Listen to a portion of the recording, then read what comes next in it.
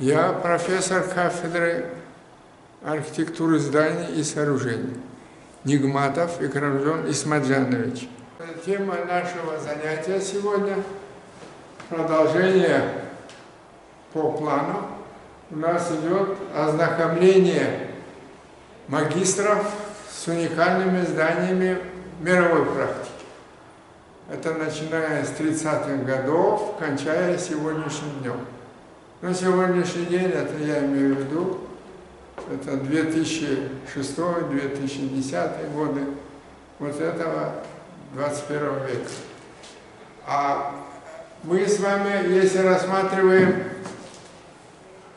вот эти уникальные здания, то надо будет отметить, что они относятся к третьей категории качества. Третья категория качества – это у нас высшая категория. Поэтому здесь у нас требования к этим уникальным зданиям, архитектурно-конструктивные требования, они особые. Архитектура, конструктивная,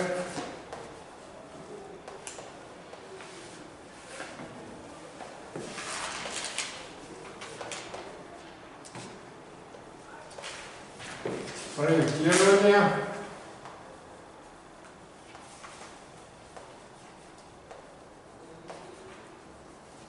высотных зданий, высотных, уникальных зданий.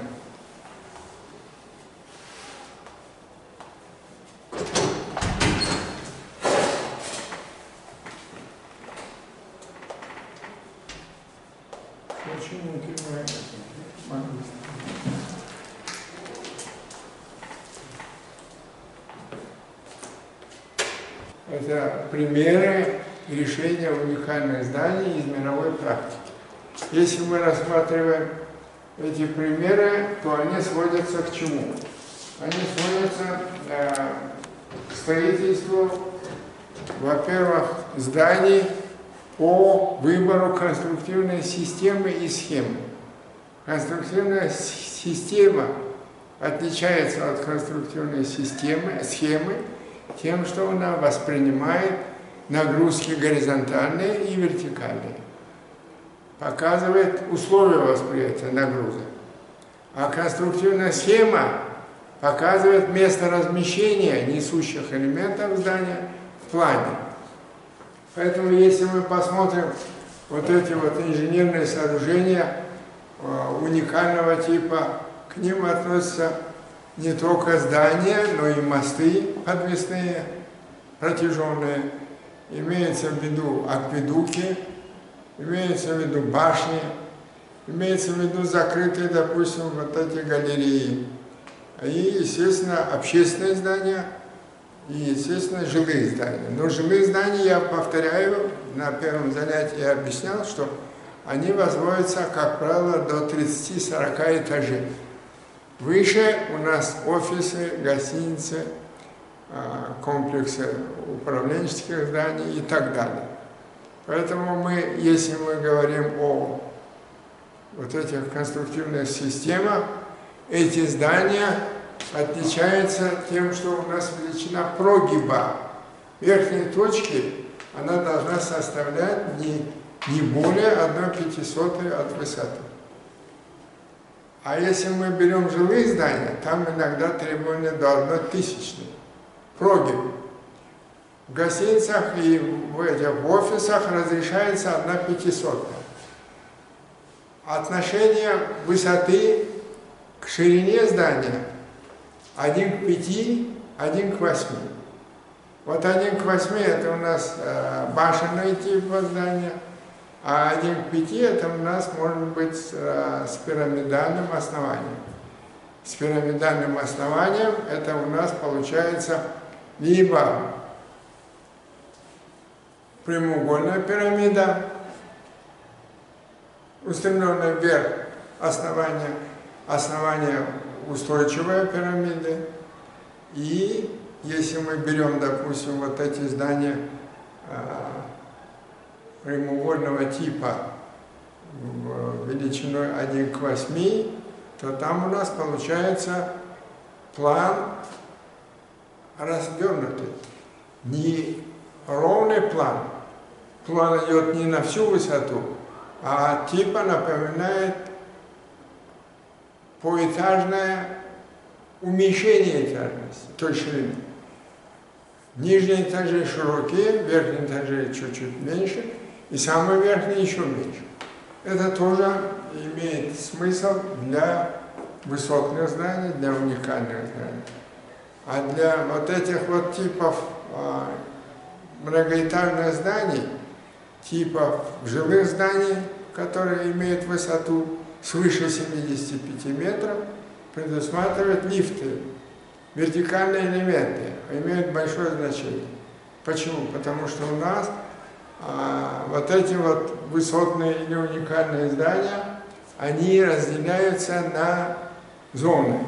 Первая зона — это у нас обслуживается одной группой лифтов с небольшой скоростью до 4,5 метров в секунду. И самая верхняя зона — это у нас скоростные лифты. Скоростные лифты имеют скорость до 7,5 метров в секунду. 7,5 метров в секунду он должен подниматься, минуя первую зону, вторую зону и третью зону. Если там есть 4 зоны, он должен подниматься туда на 4-ю зону. Потому что у нас ожидаемые вот эти вот временные нагрузки, то есть время ожидания лифтов, оно зависит от вида здания. Тип здания жилого, он разрешает ожидать лифты, допустим, до примерно минуты. А в офисах там 30 секунд. В жилых зданиях минута, а в офисах быстрее.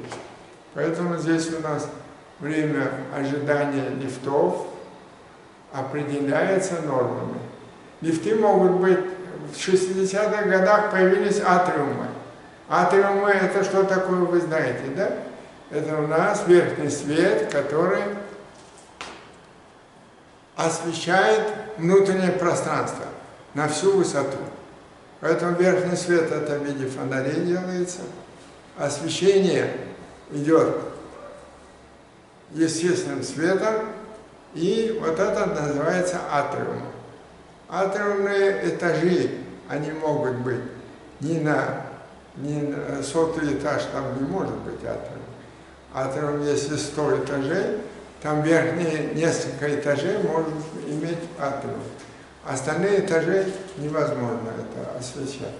Поэтому здесь атриумные этажи, они тоже определенно имеют высоту. Если мы говорим о вот этих прогибах по ускорению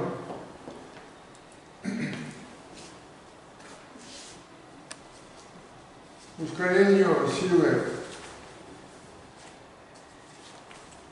тяжести, ускорение у нас получается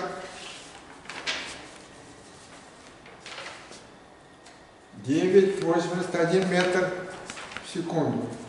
Вот если мы рассматриваем величину от 9,81 метр квадратных, деленное на секунду в квадрате, то у нас от оценка условий жизнедеятельности зависит от ускорения колебаний сооружения.